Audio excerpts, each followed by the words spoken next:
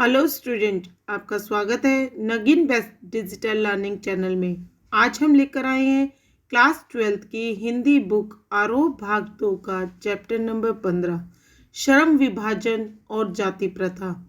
इस चैप्टर का आज हम एक्सप्लेनेशन करेंगे। इसके रचयिता भीमराव अंबेडकर जी हैं। आज हम चैप्टर स्टार्ट करने से पहले बाबा साहेब भीमराव अंबेडकर जी के विषय में जानेंगे। भाई उन मानव मुक्ति के पुरोधा बाबा साहेब भीमराव अंबेडकर का जन्म 14 अप्रैल 1891 ईस्वी को मध्य प्रदेश में मुहू नामक स्थान पर हुआ था। इनके पिता का नाम श्री राम जी और माता का नाम भीमा देवी था। 1907 ईस्वी में हाई स्कूल की परीक्षा पास करने के बाद इनका विवाह रमाबाई के साथ हुआ।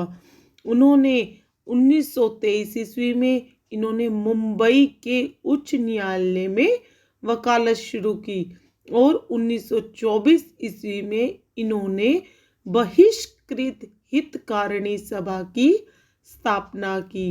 उनकी रचनाएं बाबा साहेब अंबेडकर बहुमुखी प्रतिभा से संपन्न व्यक्ति थे। हिंदी में उनका संपूर्ण साहित्य एक भारत सरकार के कल्याण मंत्रालय ने बाबा साहेब अंबेडकर संपूर्ण वाङ्मय के नाम से 21 खंडों में प्रकाशित किया। भाई उनकी पुस्तकें, वो भाषण जो थे, उन्होंने बहुत ही सहज और सरल स्वभाव में दिए हैं। उन्होंने कई पत्रिकाओं का संपादन भी किया है। उनमें से मुख्य थी मूक नायक, बहिष्कृत भारत और जनता। भाई उनकी साहित्यिक विशेषताओं में बाबा साहेब आधुनिक भारतीय चिंतकों में से एक थे। इन्होंने संस्कृत के धार्मिक, पौराणिक और वैदिक साहित्य का अध्ययन किया तथा ऐतिहासिक सामाजिक क्षेत्र में अनेक मौलिक स्थापनाएं प्रस्तुत की। इन्होंने अछूतों, स्त्रियों व मजदूरों को मानवीय अधिकार व सम्मान दिलाने के लिए अथक संघर्ष किया। उनका पूरा लेखन इसी संघर्ष व सरोकार से जुड़ा हुआ है। स्वयं डॉक्टर अंबेडकर को बचपन से ही जाति आधारित उत्पीड़न, शोषण व अपमान से गुजरना पड़ा था। व्यापक अध्ययन व चिंतन मनन के बल पर इन्होंने हिंदुस्तान के स्वाधीनता संग्राम में एक नई अंतर्वस्तु प्रस्तुत करने का काम किया। इनका मानना था कि दास्ता का सबसे व्यापक व गहन रूप सामाजिक दास्ता है। उनके उन्मूलन के बिना कोई भी स्वतंत्रता कुछ लोगों का विशेषाधिकार रहेगी, इसलिए अधूरी होगी।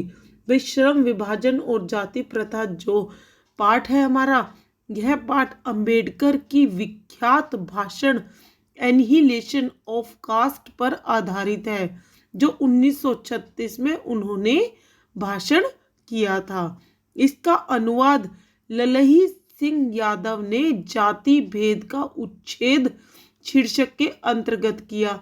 यह भाषण जाति पाति तोड़क मंडल लाहौर के वार्षिक सम्मेलन 1936 के अध्यक्षीय भाषण के रूप में तैयार किया गया था, परंतु इसकी क्रांतिकारी दृष्टि से आयोजकों की पूर्ण सहमति के न बन सकने के कारण सम्मेलन स्थगित हो गया था। लेखक कहता है कि आज के युग में जातिवाद के पोषकों की कमी नहीं है, लेकिन समर्थन के कहते हैं कि आधुनिक सभ्य समाज कार्य कुशलता के लिए श्रम विभाजन की आवश्यक मानता है। इसमें आपत्ति यह है कि जाति प्रथा श्रम विभाजन के साथ साथ श्रमिक विभाजन का भी रूप लिए हुए है। श्रम विभाजन सभ्य समाज की आवश्यकता हो सकती है, परंतु ये श्रमिकों का विभिन्न वर्गों में अस्वाभाविक विभाजन नहीं करती।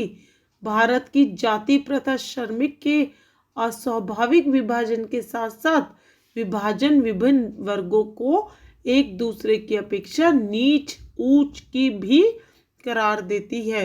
ऐसी दशा में उद्योग धंधों की प्रक्रिया व तकनीक में परिवर्तन से भूखों मरने की नौबत आ जाती है।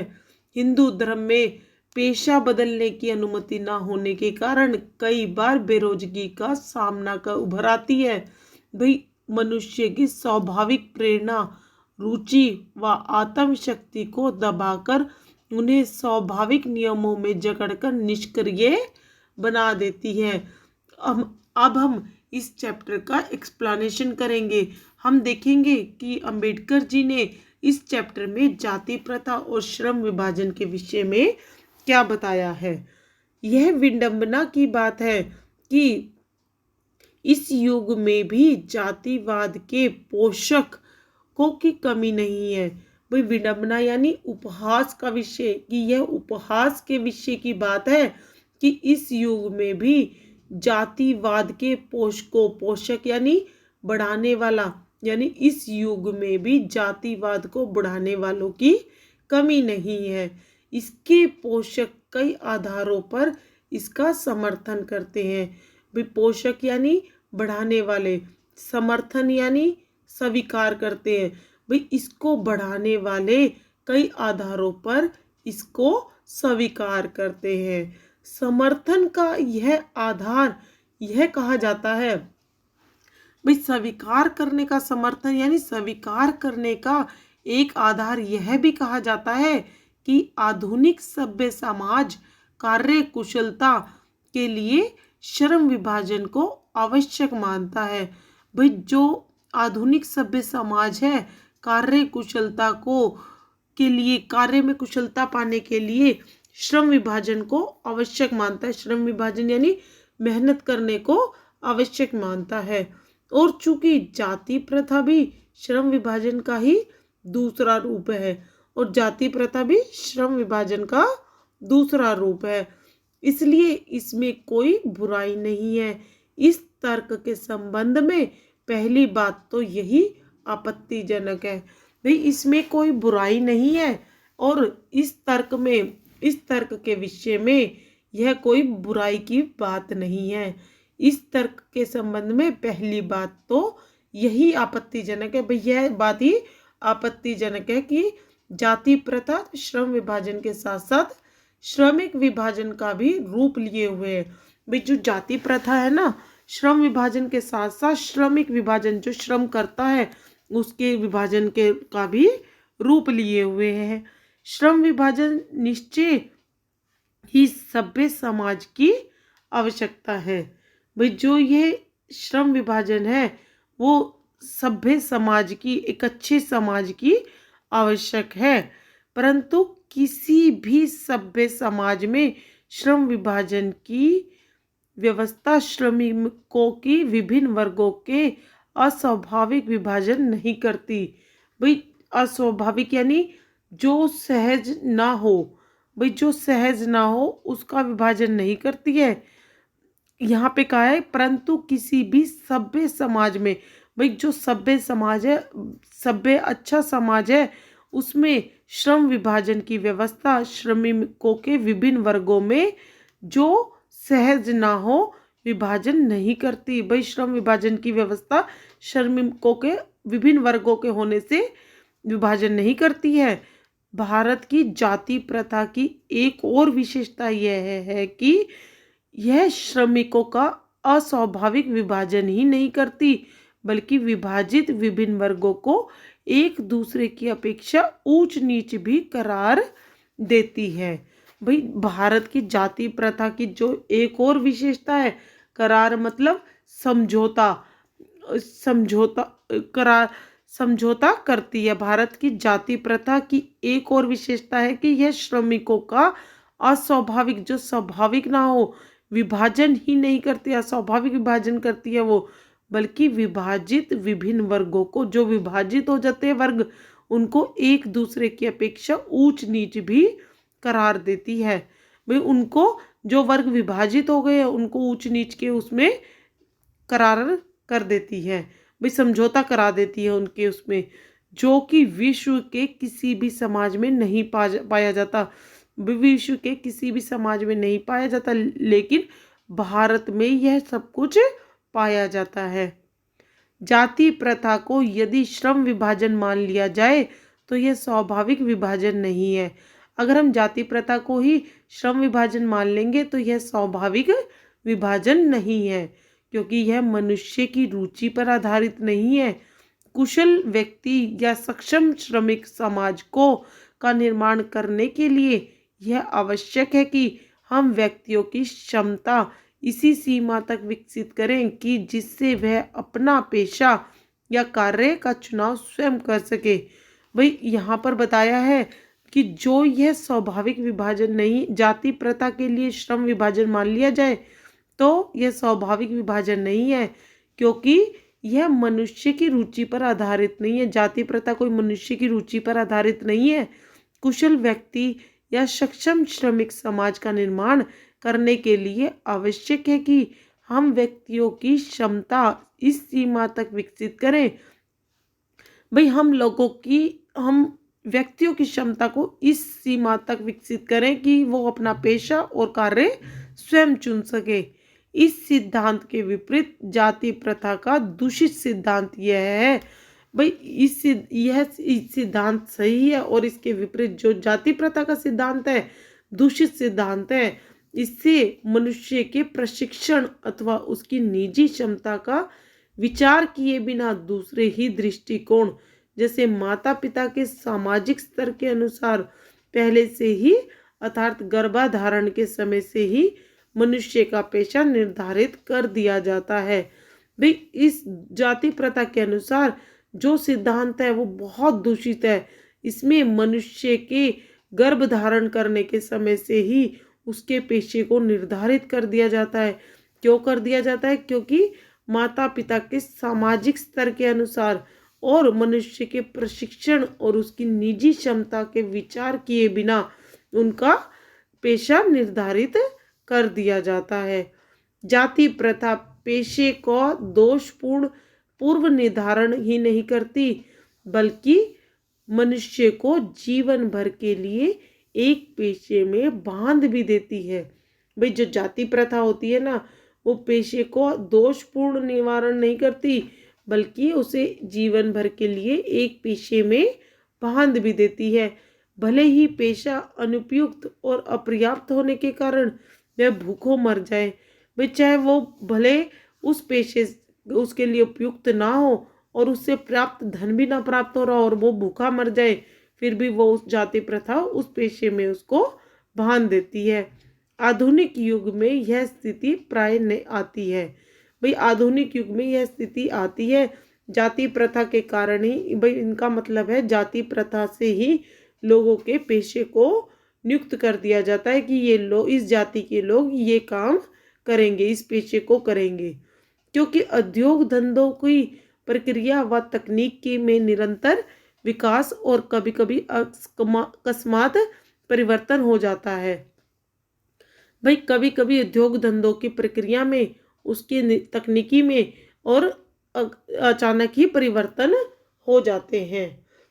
अनुपयुक्त यानी उपयुक्त ना होना, पर्याप्त अचानक परिवर्तन हो जाते हैं, जिसके कारण मनुष्य को अपना पेशा बदलने की आवश्यकता पड़ सकती है। भाई उन परिवर्तनों के कारण मनुष्य को अपना पेशा बदलने की आवश्यकता पड़ जाती है। और यदि प्रतिकूल परिस्थितियों में भी मनुष्य को अपना पेशा बदलने की स्वतंत्रता ना हो तो इसके लिए भूखों मरने के अलावा क्या चारा रह जाता है। भाई इस कठिन परिस्थितियों में भी, प्रतिकूल परिस्थिति में भी, विपरीत प्रतिकूल मतलब विपरीत परिस्थितियों में भी अपना पेशा बदलने की अनुमति ना हो, स्वतंत्रता ना हो, तो उसके पास केवल भूखों मरने के अलावा कोई रास्ता नहीं रह जाता। हिंदू धर्म की जाति प्रथा किसी भी व्यक्ति को ऐसा पेशा चुनने की अनुमति नहीं देती है। भाई हिंदू धर्म की जो जाति प्रथा है वो किसी भी व्यक्ति को इस तरह पेशा चुनने की अनुमति नहीं देती है जो उसका पैतृक पेशा ना हो, भले ही वह उसमें परंपरागत हो इस प्रकार पेशा परिवर्तन की अनुमति न देकर जाति प्रथा भारत में बेरोजगारी का एक प्रमुख और प्रत्यक्ष कारण बनी हुई है। भाई जो भारत में बेरोजगारी और का कारण बनी हुई है वो सबसे बड़ा कारण है जाति प्रथा। और यहाँ पर इस प्रकार का पेशा परिवर्तन की अनुमति ना देकर भाई भारत जो है जाति प्रथा के उस पर ही लोगों को पेशा करने की अनुमति देता है और पेशे को परिवर्तन देने की अनुमति नहीं देता। इसी कारण भारत में बेरोजगारी का एक प्रमुख और प्रत्यक्ष कारण बना हुआ है। इस प्रकार हम देखते हैं कि श्रम विभाजन की दृष्टि से भी जाति प्रथा गंभीर दोषों से युक्त है। भाई जो जाति प्रथा है वो गंभीर दोषों से भी युक्त है। जाति प्रथा का श्रम विभाजन मनुष्य को स्वेच्छा पर निर्भर नहीं करता। भाई उसकी जाति प्रथा जो है वो मनुष्य की इच्छा पर निर्भर नहीं करता। मनुष्य की व्यक्तिगत भावना, व्यक्तिगत रुचि का इसमें कोई स्थान नहीं अथवा महत्व ही नहीं रहता। भाई मनुष्य की भावनाओं और इच्छाओं का तो कोई स्थान ही नहीं रहता। पूर्व लेख ही इसका आधार है। भाई जो पहले से लेख लिखा गया है वही इसका आधार है। इस आधार पर हमें यह स्वीकार करना पड़ेगा कि आज के उद्योगों में गरीबी और उत्पीड़न इतनी बड़ी समस्या नहीं जितनी यह कि बहुत से लोग निर्धारित कार्य को अरुचि के साथ केवल विवशतावश करते हैं। भाई यहाँ पर बताया है कि इस आधार पर हमें स्वीकार करना पड़ेगा। भाई हमें इसी आधार पर, जाति प्रथा के आधार पर हमें स्वीकार करना पड़ेगा कि आज के उद्योगों में गरीबी और उत्पीड़न इतनी बड़ी समस्या बन चुकी है कि लोगों में निर्धारित कार्य को चाहे वो अरुचि मन से करें चाहे वो विवशतापूर्ण करे, ऐसी स्थिति संभवतः मनुष्य को दुर्भाग्यवना से ग्रस्त कर रहकर टालू काम करने और कम काम करने के लिए प्रेरित करती है।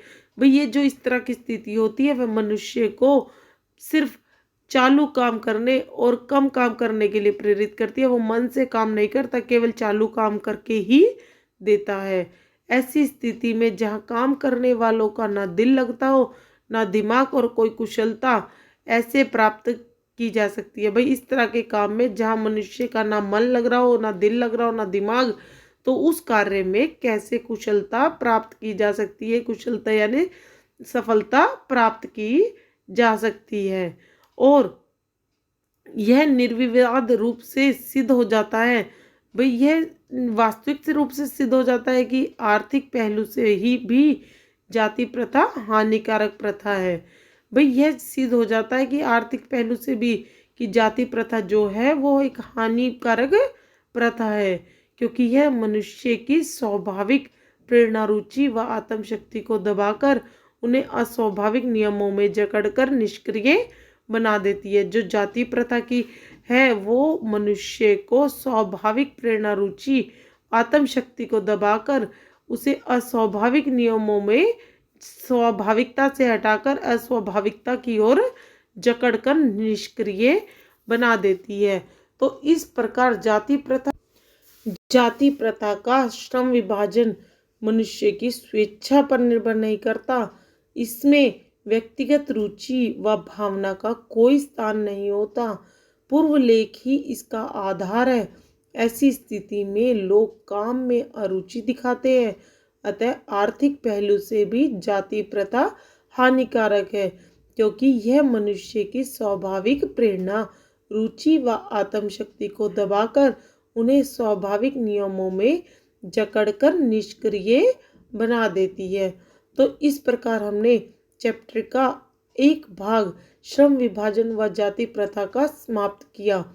इसमें जाति प्रथा और श्रम विभाजन का महत्व बताया कि जाति प्रथा का श्रम विभाजन मनुष्य की इच्छा पर निर्भर नहीं करता। और यहाँ पर यह भी बताया कि हिंदू धर्म में पेशा बदलने की अनुमति न होने के कारण कई बार बेरोजगारी की समस्या उभर आती है, उनके भूखे मरनों की नौबत आ जाती है। ऐसी स्थिति में लोग काम में अरुचि दिखाते हैं और आर्थिक पहलू से भी जाति प्रथा हानिकारक है, क्योंकि यह मनुष्य की स्वाभाविक प्रेरणा, रुचि व आत्म शक्ति को दबाकर उन्हें स्वाभाविक नियमों में जकड़कर निष्क्रिय बना देती है। तो अब हम इसका पार्ट 2 करेंगे, मेरी कल्पना का आदर्श समाज। भाई इसमें अंबेडकर जी क्या कहते हैं कि मेरी कल्पना का आदर्श समाज में जाति प्रथा के विषय में क्या बताते हैं। इस पाठ में के इस भाग में बताया गया है कि आदर्श समाज में 3 तत्व अनिवार्यतः होने चाहिए: समानता, स्वतंत्रता व बंधुता। भाई इन 3 चीजों तो जरूर होनी चाहिए समाज के अंदर। इससे लोकतंत्र, सामूहिक जीवनचर्या की एक रीति तथा समाज की सम्मिलित अनुभवों के आदान प्रदान की प्रक्रिया के अर्थ तक पहुंच सकता है। जो एक समाज है वो लोकतंत्र, सामाजिक जीवनचर्या की एक रीति और समाज की सम्मिलित अनुभवों के आदान प्रदान की प्रक्रिया के अर्थ तक पहुंच सकता है। और लेखक का आदर्श समाज स्वतंत्रता, समता व भ्रातृत्व पर आधारित होगा। समाज में इतनी गतिशीलता होनी चाहिए कि कोई भी परिवर्तन समाज में तुरंत प्रसारित हो जाए। भाई इसमें बताया है कि इसके लिए व्यवसाय चुनने की स्वतंत्रता देनी चाहिए होती है। इस स्वतंत्रता के अभाव में कोई व्यक्ति दास्ता में झगड़ा रहता है। दास्ता केवल कानूनी नहीं होती, वह वहाँ भी है जहाँ कुछ लोगों को दूसरों द्वारा निर्धारित व्यवहार या कर्तव्यों का पालन करने के लिए विवश होना पड़ता है। फ्रांसीसी क्रांति के नारे में समता शब्द सदैव विवादित रहा। समता का आलोचक कहते हैं कि सभी मनुष्य बराबर नहीं होते। यह सत्य होते हुए भी महत्व नहीं रखता, क्योंकि समता असंभव होते हुए भी नियामक सिद्धांत है। मनुष्य की क्षमता 3 बातों पर निर्भर करती है: शारीरिक वंश परंपरा, सामाजिक उत्तराधिकार और मनुष्य के अपने प्रियतन। तो हम इस पाठ के माध्यम से हम देखते हैं कि शारीरिक वंश, सामाजिक उत्तराधिकार और मनुष्य के अपने प्रियतन से कैसे वो श्रम विभाजन और जाति प्रथा में अलग होता है। जाति प्रथा के खेदजनक परिणामों की नीरस गाथा को सुनते सुनाते आप में से कुछ लोग निश्चय ही ऊब गए होंगे। भाई जाति प्रथा के खेदजनक इस तरह के परिणामों की नीरस गाथा को सुनते सुनते आप लोग ऊब भी गए होंगे। यह स्वाभाविक भी नहीं है। अतः अब मैं समस्या के रचनात्मक पहलू को लेता हूँ। भाई मैं जाति प्रथा के जो है समस्या है उसके रचनात्मक पहलू को लेता हूँ। अंबेडकर जी कहते हैं कि मेरे द्वारा जाति प्रथा की आलोचना सुनकर आप लोग मुझसे यह प्रश्न पूछना चाहोगे कि यदि मैं जातियों के विरुद्ध हूँ तो फिर मेरी दृष्टि में आदर्श समाज क्या है। भाई लोग मुझसे पूछना चाहेंगे, अगर मैं जातियों के विरुद्ध हूँ, मेरे द्वारा जाति प्रथा की आलोचना की गई है, अगर मैं जातियों के विरुद्ध हूँ तो मेरी दृष्टि में आदर्श समाज की क्या, भाई आदर्श जो समाज है वो क्या है, ठीक है। यदि ऐसा पूछेंगे तो मेरा उत्तर होगा, ये अभी अंबेडकर जी कल्पना कर रहे हैं कि लोग इस तरह का प्रश्न पूछेंगे तो मैं यह जवाब दूंगा। तो मेरा उत्तर होगा, मेरा आदर्श समाज स्वतंत्रता, समता, भ्रातृता पर आधारित होगा। क्या यह ठीक ही नहीं है? भ्रातृता अर्थात भाईचारे में किसी को क्या आपत्ति हो सकती है? भाई भाईचारे का संबंध रखने में किसी को क्या आपत्ति हो सकती है? किसी भी आदर्श समाज में इतनी गतिशीलता होनी चाहिए कि जिससे कोई भी वांछित परिवर्तन समाज के एक छोर से दूसरे तक संचारित हो सके। भाई जो आदर्श समाज होता है उसकी गतिशीलता में इतनी शक्ति होनी चाहिए कि कोई भी वांछित परिवर्तन, कोई भी परिवर्तन होता है तो समाज के एक छोर से दूसरे तक संचारित हो सके। ऐसे समाज में बहुविधि हितों में सबका भाग होना चाहिए। सबको उनकी रक्षा के प्रति सजग रहना चाहिए। भी सब लोगों को उनकी रक्षा के प्रति सजग रहना चाहिए। भी बहुविध हितों में सबका भाग भी होना चाहिए और सामाजिक जीवन में अबाध संपर्क के अनेक साधन व अवसर उपलब्ध रहने चाहिए। तात्पर्य यह है कि दूध पानी के मिश्रण की तरह भाईचारे का यही वास्तविक रूप है। भाई जैसे दूध में पानी मिला देने से मिश्रण से दूध दिखता है, वैसे ही भाईचारे में सभी जाति के लोगों को मिला देने से वास्तविकता रूप आता है। और इसी का दूसरा नाम है लोकतंत्र। भाई इसी का नाम ही दूसरा नाम है लोकतंत्र, क्योंकि लोकतंत्र केवल शासन की एक पद्धति ही नहीं, लोकतंत्र मूल्यतः सामूहिक जीवनचर्या की एक रीति तथा समाज की सम्मिलित अनुभवों के आदान प्रदान का नाम है। भाई जो लोकतंत्र होता है वो केवल शासन की एक पद्धति नहीं है, बल्कि लोकतंत्र सामूहिक जीवनचर्या की एक रीति है, समाज की सम्मिलित अनुभवों के आदान प्रदान की एक रीति है, एक नाम है। इनमें यह आवश्यक है कि अपने साथियों के प्रति श्रद्धा व सम्मान का भाव हो। भाई इन सब में यह आवश्यक जरूर है कि उनका अपने साथियों के प्रति श्रद्धा सम्मान हो। इसी प्रकार स्वतंत्रता पर भी यह क्या कोई आपत्ति हो सकती है? भाई किसी को कोई स्वतंत्रता के ऊपर भी आपत्ति हो सकती है। गमनागमन की स्वाधीनता, जीवन तथा शारीरिक सुरक्षा की स्वाधीनता के अर्थों में शायद कोई स्वतंत्रता का विरोध करे। भाई कोई व्यक्ति भाई किस जीवन तथा शारीरिक सुरक्षा की स्वाधीनता के अर्थों पर कोई स्वतंत्रता का विरोध करे। इसी प्रकार संपत्ति के अधिकार, जीविकोपार्जन के लिए आवश्यक औजार व सामग्री, भाई आवश्यक औजार व सामग्री की आवश्यकता पड़ती है। रखने के अधिकार, जिससे शरीर को स्वस्थ रखा जा सके। भाई औजार व सामग्री की जरूरत पड़ती है जीविकापार्जन के लिए, जिससे हमारा शरीर स्वस्थ रखा जा सके। कि इसके मायने में, सही मायने में अर्थ क्या है? स्वतंत्रता पर कोई आपत्ति नहीं हो सकती। फिर मनुष्य की शक्ति के सक्षम और प्रभावशाली प्रयोग की भी स्वतंत्रता क्यों न प्रदान की जाए। भाई मनुष्य की शक्ति के सक्षम और प्रभावशीलता को भी स्वतंत्रता मिलनी चाहिए। जाति प्रथा के पोषक जीवन, शारीरिक सुरक्षा तथा संपत्ति के अधिकार की स्वतंत्रता को तो स्वीकार कर लेंगे, परंतु मनुष्य की सक्षम तथा प्रभावशाली प्रयोगों की स्वतंत्रता देने के लिए जल्दी तैयार नहीं होंगे।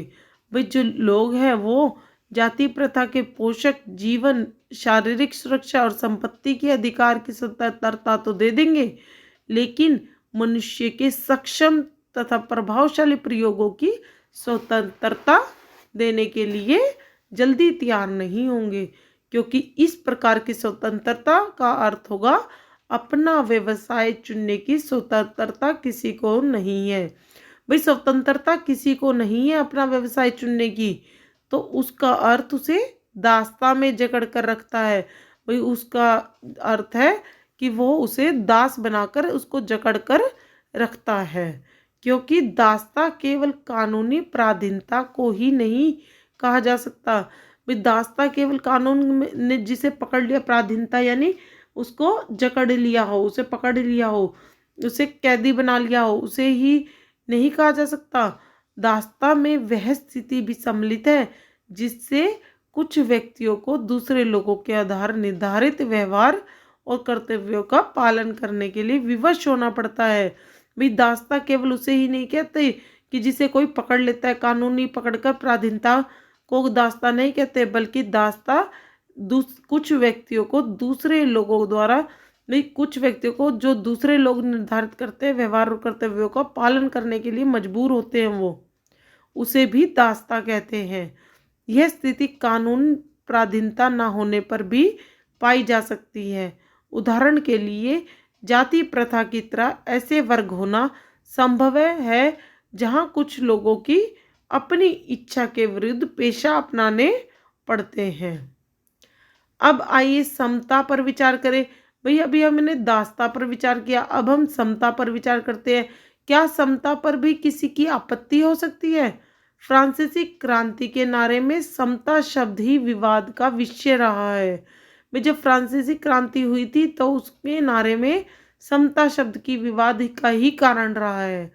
समता के आलोचक यह कह सकते हैं कि सभी मनुष्य बराबर नहीं होते, और उसका यह तर्क वजन भी रखता है। भाई यह तर्क जो समता के कहते हैं कि सभी मनुष्य एक बराबर नहीं होते, तो यह आलोचक यह कह सकते हैं कि सभी मनुष्य बराबर नहीं होते, और लेकिन तथ्य होते हुए भी यह विशेष महत्व नहीं रखता, क्योंकि शाब्दिक अर्थ में समता असंभव होते हुए भी यह नियामक सिद्धांत है। कल्पना का आदर्श समाज, इसमें पाठ में लेखक ने बताया है कि आदर्श समाज में 3 तत्व अनिवार्यतः होने चाहिए: समानता, स्वतंत्रता व बंधुता। इनमें लोकतंत्र सामूहिक जीवनचर्या की एक रीति तथा समाज के सम्मिलित अनुभवों के आदान प्रदान पर आधारित होगा कि प्रक्रिया के अर्थ तक पहुंच सकता है। भाई लेखक का आदर्श समाज स्वतंत्रता, समानता व भ्रातृत्व पर आधारित होगा। समाज में इतनी गतिशीलता होनी चाहिए कि कोई भी परिवर्तन समाज में तुरंत प्रसारित हो जाए। ऐसे समाज में सबका सब कार्यों में भाग होना चाहिए तथा सबको सबकी रक्षा के प्रति सजग रहना चाहिए। सबको संपर्क के साधन व अवसर मिलने चाहिए। यही लोकतंत्र है।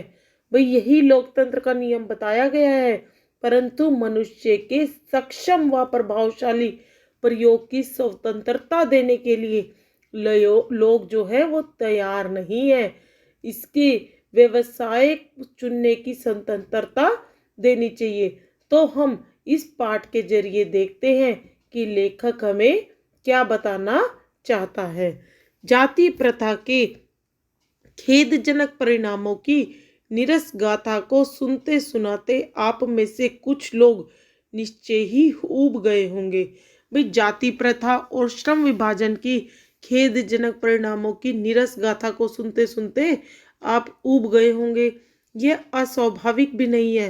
भाई अस्वाभाविक बात भी नहीं है, स्वाभाविक है ये।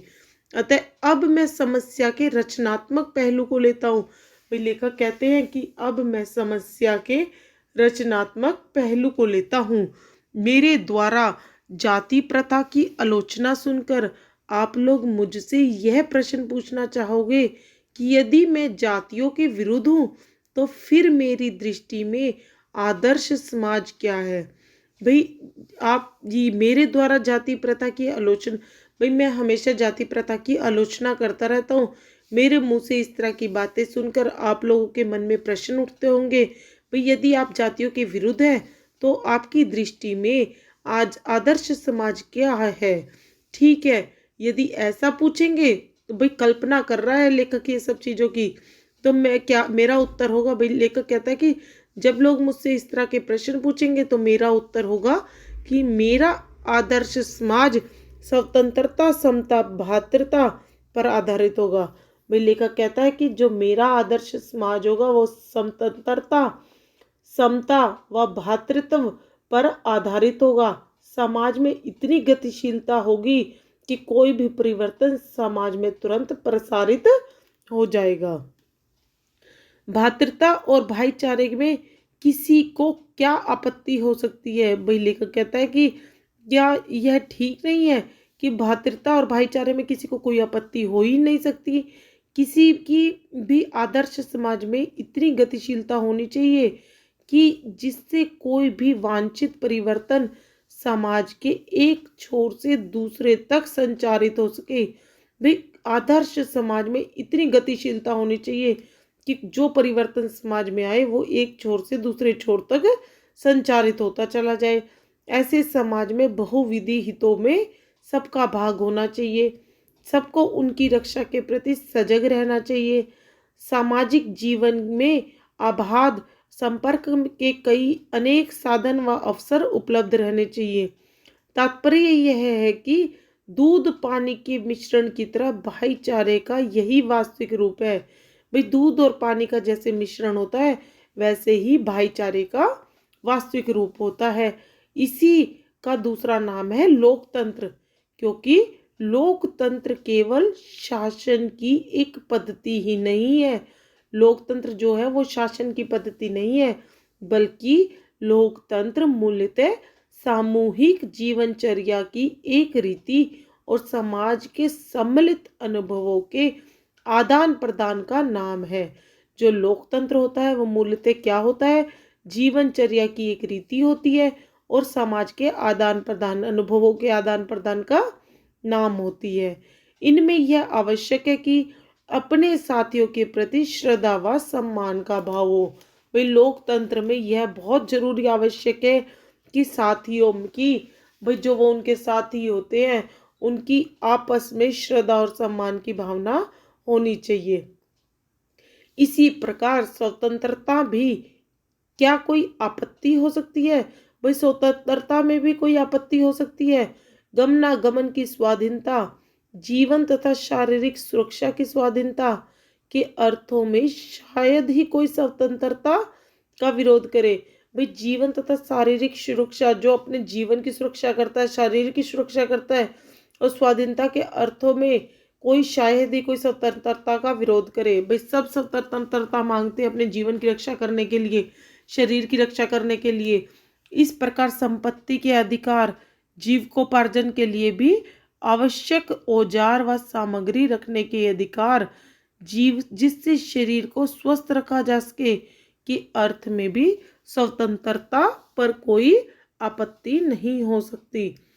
तो फिर मनुष्य की शक्ति के सक्षम और प्रभावशील प्रयोग की भी स्वतंत्रता क्यों ना प्रदान की जाए? भाई फिर मनुष्य को हर चीज की शक्ति के सक्षम और प्रभावशाली प्रयोग की भी, हर चीज का प्रयोग करने की भी स्वतंत्रता क्यों ना प्रदान की जा सके। जाति प्रथा के पोषक जीवन, शारीरिक सुरक्षा तथा संपत्ति के अधिकार की स्वतंत्रता को तो स्वीकार कर लेंगे, परंतु मनुष्य के सक्षम एवं प्रभावशाली प्रयोग की स्वतंत्रता देने के लिए जल्दी तैयार नहीं होंगे। भाई जो लोग हैं वो जाति प्रथा के पोषक जीवन, शारीरिक सुरक्षा और संपत्ति के अधिकार की तो स्वतंत्रता दे देंगे, परंतु मनुष्य के सक्षम तथा प्रभावशाली प्रयोग की स्वतंत्रता देने के लिए जल्दी तैयार नहीं होंगे, क्योंकि इस प्रकार की स्वतंत्रता का अर्थ होगा व्यवसाय चुनने की स्वतंत्रता। भाई व्यवसाय चुनने की स्वतंत्रता किसी को नहीं मिलेगी। उसका अर्थ होगा उसे दास्ता के में जकड़ कर रखना होगा। भाई उसका अर्थ, उसे स्वतंत्रता किसी को नहीं है तो उसका अर्थ क्या है? दास्ता में उस सबको जकड़ कर रखना, क्योंकि दास्ता केवल कानूनी पराधीनता को ही नहीं कहा जा सकता। भाई दास्ता जो है वो केवल कानूनी पराधीनता को नहीं कहा जा सकता, वो तो जिससे कुछ व्यक्तियों को ही दूसरे लोगों के द्वारा निर्धारित व्यवहार एवं कर्तव्यों का पालन करने के लिए विवश होना पड़ता है। जो दास्ता होती है वह स्थिति भी सम्मिलित है, जिसमें कुछ व्यक्तियों को दूसरे लोगों के द्वारा, दूसरे लोग जो नियम और निर्धारित कर्तव्य निर्धारित कर देते हैं, लोग उनके पालन करते हैं और मजबूरी से विवश होकर उनका पालन करना पड़ता है, उसे दास्ता कहते हैं।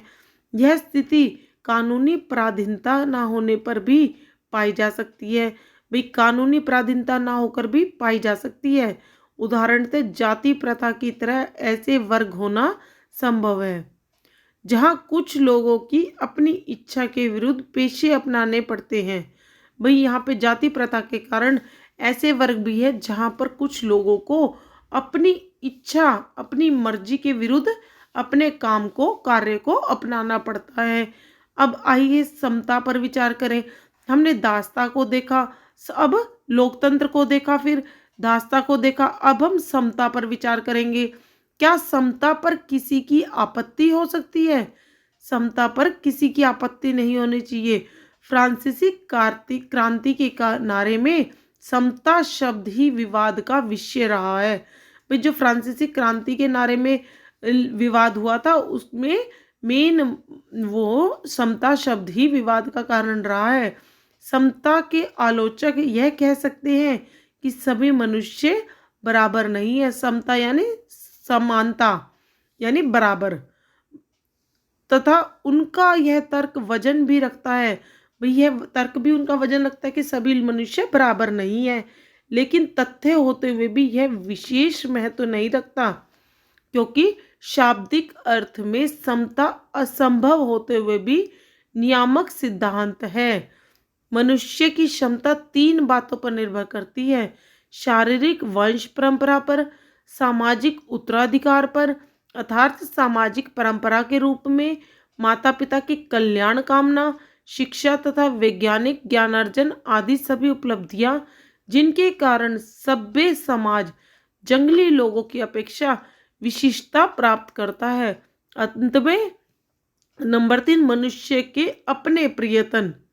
भाई जो समता है वो 3 बातों पर निर्भर करती है: शारीरिक वंश परंपरा पर, सामाजिक उत्तराधिकार पर और मनुष्य के अपने कर्तव्य पर निर्भर करती है। इन 3 दृष्टियों से निसंदेह मनुष्य समान नहीं होते। भाई इन 3 दृष्टियों से मनुष्य समान नहीं होते: शारीरिक वंश परंपरा से भी, सामाजिक उत्तराधिकार से भी और मनुष्य के अपने प्रियतन से भी मनुष्य समान नहीं होते।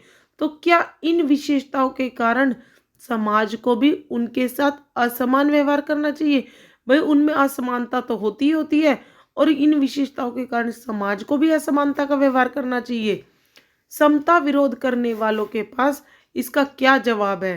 भाई लेखक कहता है समता का विरोध करने वाले लोगों के पास इसका क्या जवाब है?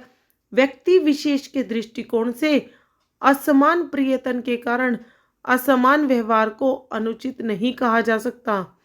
भाई व्यक्ति विशेष के दृष्टिकोण से देखा जाए तो असमान प्रियतन के कारण असमान व्यवहार को अनुचित नहीं कहा जा सकता। साथ ही प्रत्येक व्यक्ति को अपनी क्षमता का विकास करने का पूरा प्रोत्साहन देना सर्वथा उचित है। प्रत्येक व्यक्ति को अपनी क्षमता का विकास देने का पूरा प्रोत्साहन होना चाहिए, पूरी स्वतंत्रता होनी चाहिए। परंतु यदि मनुष्य प्रथम 2 बातों में असमान है, भाई पहली 2 बातों में असमान है, तो क्या इसका आधार पर, भाई इस आधार पर उनके साथ भिन्न व्यवहार उचित है? भाई अगर वो प्रथम 2 बातों में समान नहीं असमान है तो उनके साथ उचित व्यवहार करना, अलग से व्यवहार करना उचित नहीं है। उत्तम व्यवहार के हक की प्रतियोगिता में वे लोग निश्चय ही बाजी मार ले जाएंगे। भाई अगर उत्तम व्यवहार के हक की प्रतियोगिता होगी तो वे लोग हम निश्चित ही बाजी मार जाएंगे, जीत जाएंगे।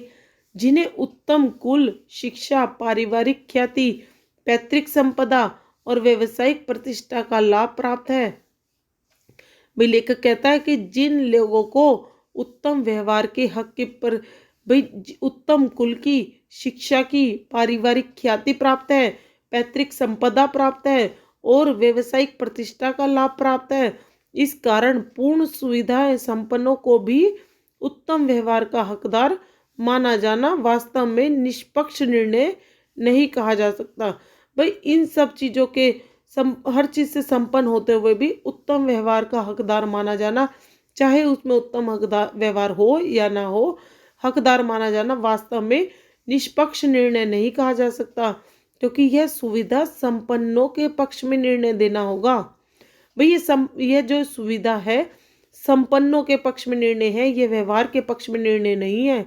अतः न्याय का तकाजा यह है कि जहां हम तीसरे प्रयासों की असमानता, जो मनुष्यों के अपने वंश की बात है, आधार पर मनुष्य के साथ असमान व्यवहार का उचित ठहराते हैं, वहां प्रथम 2 आधारों, जो मनुष्यों को अपने वंश की बात नहीं है पर उनके साथ असमान व्यवहार नितांत अनुचित है। भाई मनुष्य के व्यवहार को हम उचित व असमान नहीं मान सकते, केवल मनुष्य का व्यवहार ही नितांत उचित है। हमें ऐसे व्यक्तियों के साथ यथासंभव समान व्यवहार करना चाहिए। दूसरे शब्दों में, समाज की यदि अपने सदस्यों से अधिकतम उपयोगिता प्राप्त करनी है, यदि समाज में व्यक्ति को अपने सदस्यों से अधिकतम उपयोगिता प्राप्त करनी है, तो यह तो संभव है कि जब समाज के सदस्यों को आरंभ से ही समान अवसर और समान व्यवहार उपलब्ध कराए जाएं। समता का औचित्य यही पर समाप्त नहीं होता। भाई, समता का औचित्य यहीं पर समाप्त नहीं होता, इसका और भी आधार उपलब्ध है।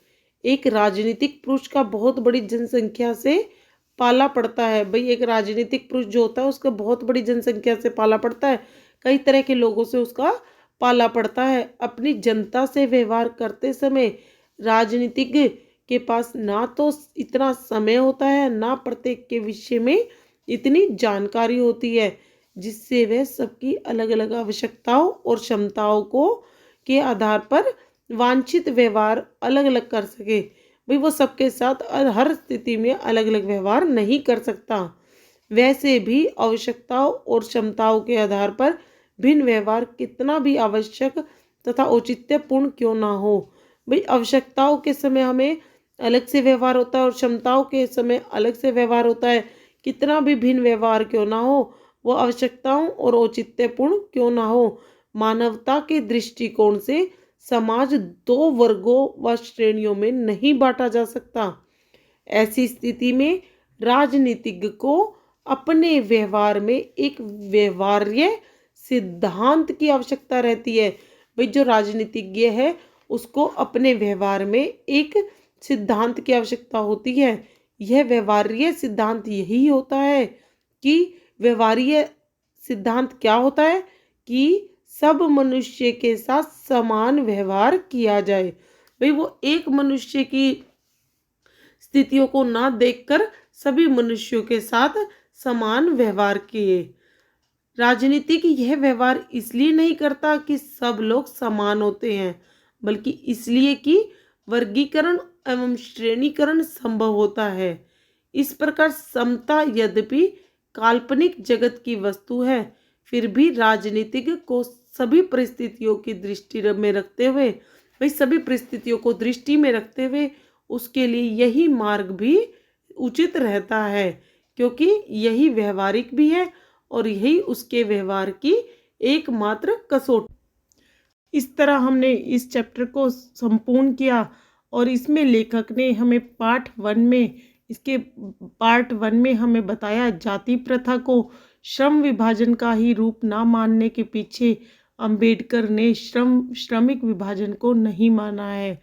सभ्य समाज में श्रम विभाजन आवश्यक है, परंतु श्रमिकों को विभिन्न वर्गों में अस्वाभाविक विभाजन किसी अन्य देशों में नहीं है।